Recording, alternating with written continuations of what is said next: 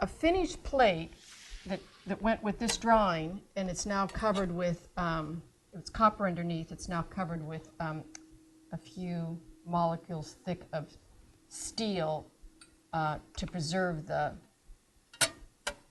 surface. The areas I never scraped look like this now. It doesn't feel super rough, but there is some texture. This will print a very, very rich velvety black like this.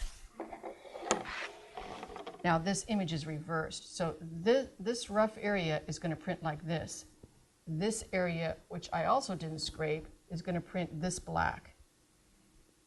The areas that appear shinier and smoother to my finger will print lighter. After I've scraped the plate, which I can spend quite a lot of time adjusting so that I'm satisfied when I run it through the printing press, then I'll have it steel faced, and then I can pull not that many prints, maybe 40 or 40 to 50 is about it, because the richness of the black starts to wear down even with the steel.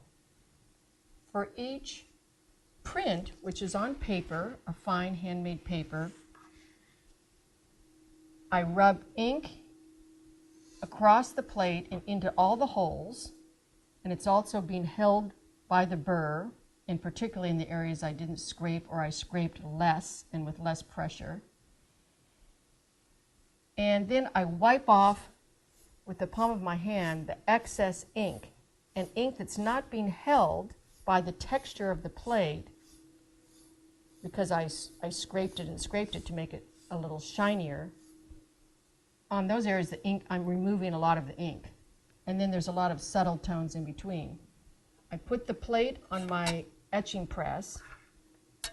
I put some damp paper on top, like this. Runs through the press with a huge amount of pressure. And then I lift the paper up after it's gone under the roller, and voila, I have the mezzotint. And then I do that process for each print.